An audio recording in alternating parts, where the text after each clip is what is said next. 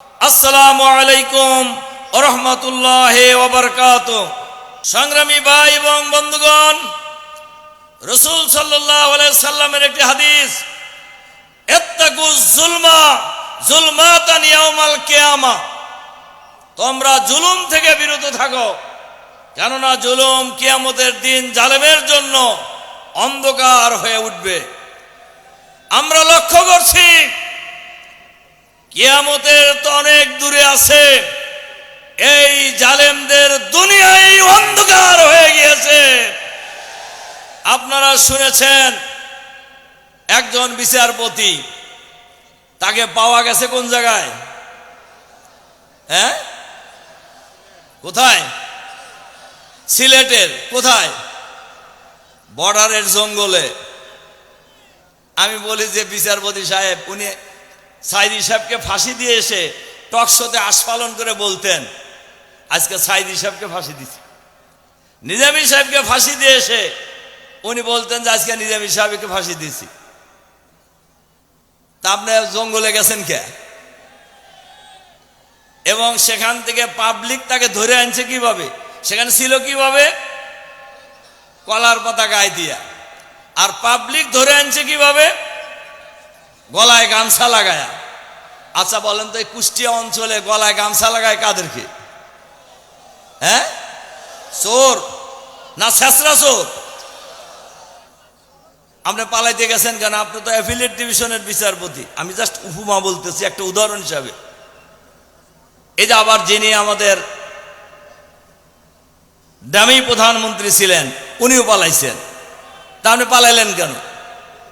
পালাইছেন এই জন্যই, আপনি এত জুলুম করেছেন, গণহত্যা পরিচালনা করেছেন, এই দেশের শীর্ষ আলেমদেরকে অন্যায়ভাবে বিচারের নামে তামাশা করে ফাঁসি দিয়ে ঝুলিয়ে আপনি হত্যা করে তামাশা দেখেছেন, মজা নিয়েছেন।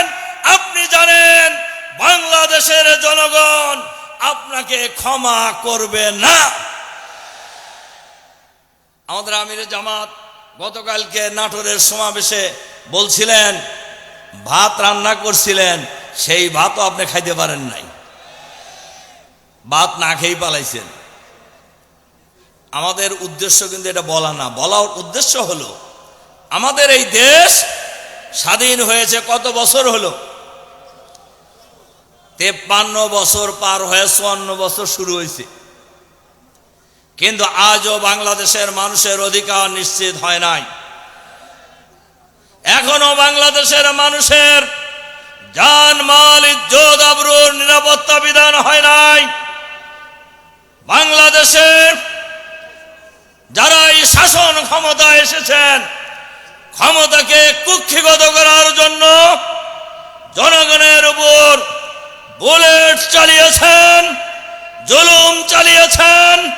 বিশেষ করে এই গত 15.5 বছরে বাংলাদেশের মানুষের জীবন নিয়ে হোলি খেলা হয়েছে, গণতন্ত্রকে হত্যা করা হয়েছে, আইন শৃঙ্খলাকে সর্বনাশ করা হয়েছে, বিচার ব্যবস্থাকে ধ্বংস করা হয়েছে, মানুষের জান মাল নিয়ে সিনেমিনি খেলা হয়েছে। যারা সেই সরকারের বিরুদ্ধে কথা বলেছেন তাদেরই টুটি চেপে ধরা হয়েছে, তাদেরকেই হয় গ্রেপ্তার করা হয়েছে, অথবা খুন করা হয়েছে, অথবা ক্রস ফায়ারের নামে হত্যা করা হয়েছে, অথবা গুম করে দেওয়া হয়েছে। এই হত্যাকাণ্ড এবং এই গুণের ঘটনা থেকে সাংবাদিকরাও রেহাই পায় নাই, এই দেশের মা বোনেরাও রেহাই পায় নাই। এই সরকারের বিরুদ্ধে আমরা আন্দোলন গড়ে তুলেছি, বারবার আন্দোলন হয়েছে।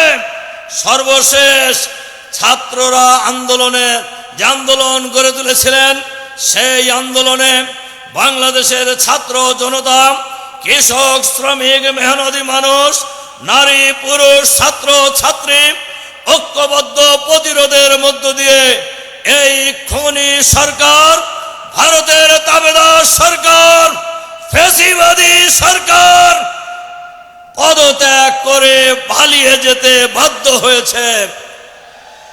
আমাদের নেতা আল্লামা দেলোয়ার হোসেন সাঈদী বলেছিলেন, বাংলাদেশের 18 কোটি মানুষ বেশি বাড়াবাড়ি করব না।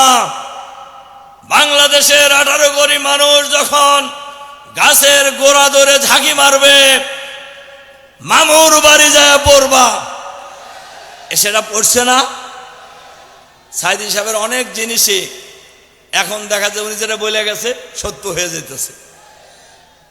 সংগ্রামী ভাই এবং বন্ধুগণ, সুতরাং তারা এখন পালিয়ে গেছে, কিন্তু ফ্যাসিবাদের দোসর সরকারের ভিতরে আছে কিনা, দেশে আছে কিনা? আমরা ওনারা আবার বাইরের থেকে মাঝে মধ্যে ভিডিও ছাড়ি, আবার ফিরে আসবো। ফিরে আসার কি কোনো সম্ভাবনা আছে?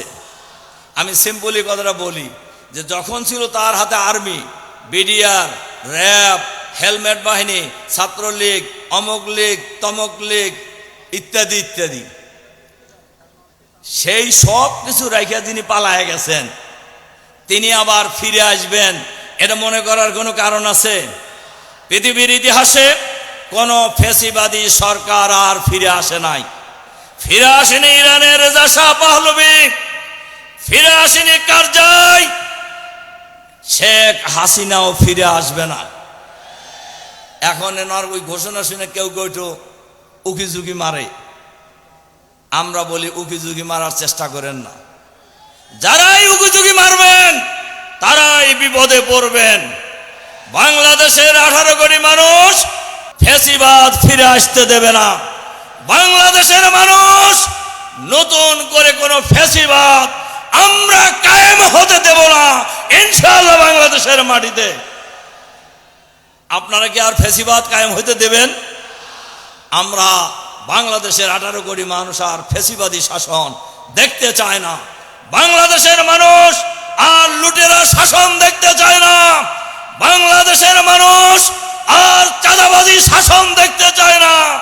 বাংলাদেশের মানুষ আর দুর্নীতিবাজ শাসন চায় না। বাংলাদেশের মানুষ চায় আগামী দিনে একটি সমৃদ্ধ বাংলাদেশ। বাংলাদেশের মানুষ চায় আগামী দিনে একটি আধুনিক বাংলাদেশ।